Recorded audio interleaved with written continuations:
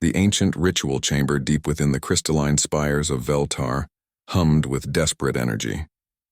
High Archon Zephyria pressed her six-fingered hands against the obsidian altar, her silver blood dripping onto runes that had not been activated in over 3 millennia.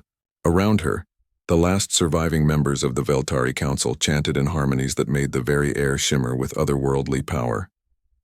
"The Devourers have breached the outer rim," reported Commander Thexal, his usually pristine ceremonial armor scorched and dented from the latest battle. 17 more worlds have gone dark in the past rotation. At this rate, we have perhaps 50 cycles before they reach the core worlds. Zephyria's luminescent eyes never left the altar. The Devourers, a mechanical plague that had already consumed half the galaxy, were unlike anything the ancient races had ever encountered.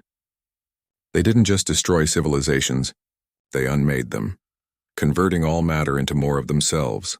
Every weapon, every shield, every desperate alliance had failed.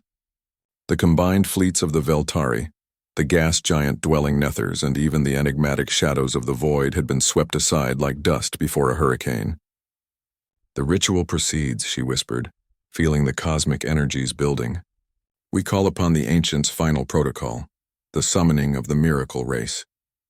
According to legend, when the galaxy faced its darkest hour, the cosmos itself would provide a champion species, beings of such incredible power and wisdom that they could turn the tide of any catastrophe. The ritual had never been attempted, for it required the willing sacrifice of an entire civilization's life force to breach the barriers between dimensions. The chanting reached a crescendo. Reality tore open above the altar, revealing a swirling vortex of stars and possibility. Through the rift, something answered their call. But what emerged was not what they expected. The first figure that stepped through was unremarkable by galactic standards, bipedal, averaging 2 meters in height with only 4 limbs and a single head. Its skin was a peculiar pink-brown hue, and sparse hair covered parts of its body. It wore simple, practical clothing and carried what appeared to be primitive kinetic weapons. "Well, this is new," the creature said, its voice carrying easily through the chamber despite the lack of any visible translation device. "Usually when we get yanked through interdimensional portals, it's by accident." More figures emerged, dozens of them, all similarly unremarkable. They looked around with curious eyes, taking in the crystalline architecture and the assembled alien dignitaries with what could only be described as casual interest. "I am High Archon Zephyria of the Veltari Confederation," she announced, trying to maintain her dignity despite her confusion. "We have summoned you in our hour of greatest need. The galaxy faces extinction from the devourer swarms. Are you the miracle race?" One of the creatures, apparently their leader, stepped forward. He had graying hair and laugh lines around his eyes, wearing what appeared to be a simple military uniform with no visible rank insignia. "Miracle race? That's a new one," he chuckled. "Name's Captain Sarah Chen, and we're just humans. Got pulled here from the middle of a particularly boring staff meeting, actually." She paused, looking around, though I have to say this is definitely an improvement. "Humans?" Zephyria's voice cracked slightly. But you're so ordinary?" Chen supplied helpfully. "Yeah, we get that a lot. So these devourers, tell us about them." Over the next hour, the Veltari explained their situation. The humans listened with an intensity that was almost unnerving, asking practical questions about devourer reproduction rates, resource consumption patterns, and tactical behavior.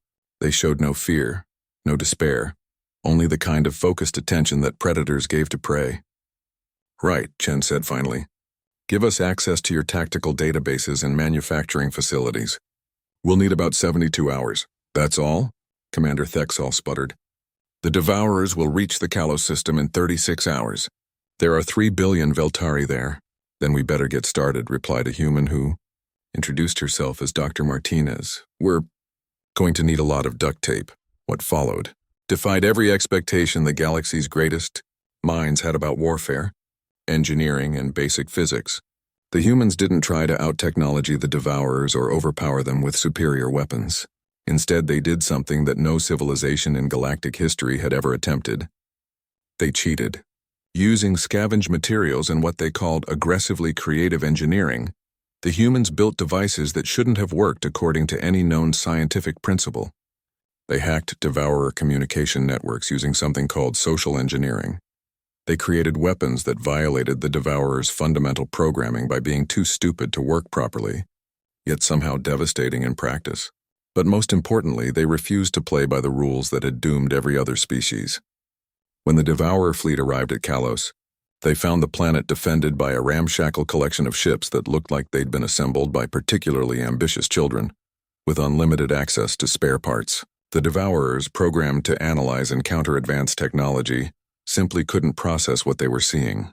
The battle lasted 6 minutes.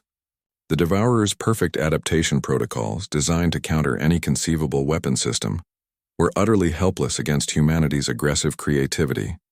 Ship-mounted slingshots firing modified mining charges, boarding parties armed with crowbars and industrial adhesive, fighter craft that were literally just engines strapped to chairs, piloted by humans who treated high-G maneuvers like an extreme sport. By the time the larger Devourer fleet arrived, the humans had already begun their galaxy-wide campaign. They didn't fight the Devourers so much as they pranked them into extinction, using tactics so absurd that the mechanical swarm's logic circuits literally couldn't process them. Within a standard galactic year, the Devourer threat was eliminated, not destroyed, converted. The humans had somehow convinced the mechanical swarm to become a galaxy-spanning construction and logistics network, eager to help their new, chaotic, but surprisingly effective biological partners. High Archon Zephyria stood in the same ritual chamber where she had performed the summoning, watching through the crystal windows as human ships, if the flying scrapyards could be called ships, worked alongside converted Devourer units to rebuild devastated worlds. "We asked for a miracle," she murmured to Captain Chen, who was enjoying what the humans called coffee while reviewing planetary reconstruction schedules. Chen smiled, the expression somehow both humble and confident. "Sorry to disappoint, but hey, sometimes the universe doesn't give you what you want, it gives you what you need." And apparently what the galaxy needed was a species too stubborn to know when they're outmatched and too creative to care about the rules.